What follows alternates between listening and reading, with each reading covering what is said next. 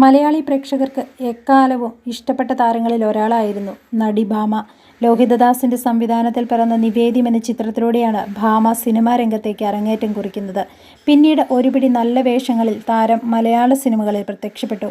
അടുത്തിടെ താരത്തിന്റെ വിവാഹമോചനവുമായി ബന്ധപ്പെട്ട അഭ്യൂഹങ്ങൾ സോഷ്യൽ മീഡിയയിലടക്കം പ്രചരിച്ചിരുന്നു. ഇപ്പോഴിതാ എല്ലാ അഭ്യൂഹങ്ങൾക്കും അവസാനം കുറിച്ചുകൊണ്ട് ഭർത്താവുമായി വേർപിരിഞ്ഞ കാര്യം സ്ഥിരീകരിച്ച് ഭാമ രംഗത്തെത്തിയിരിക്കുകയാണ്.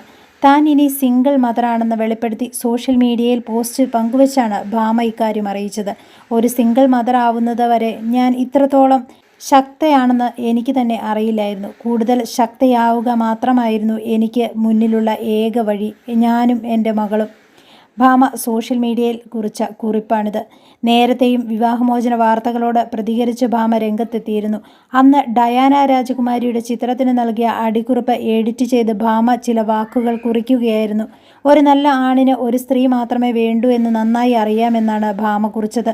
കുറച്ചു നാളുകളായി ഭർത്താവ് അരുൺ ജഗദീഷിൻ്റെ ചിത്രങ്ങളൊന്നും ഭാമ സമൂഹ മാധ്യമങ്ങളിൽ പങ്കുവച്ചിരുന്നില്ല. ഇരുവരും വേർപിരിഞ്ഞോ എന്ന ആരാധകർ കമൻറ്റ് ബോക്സിലൂടെ അന്വേഷിച്ചിരുന്നു. മകളുടെ ആദ്യ പിറന്നാളിൻ്റെ ചിത്രങ്ങൾ ഉൾപ്പെടെ അരുണിൻ്റെ സാന്നിധ്യമുള്ള ഫോട്ടോകൾ ഭാമ നീക്കം ചെയ്തിരുന്നു. അപ്പോഴും വിവാഹ ചടങ്ങുമായി ബന്ധപ്പെട്ട ഒരു ചിത്രം ബാക്കി വെച്ചിരുന്നു.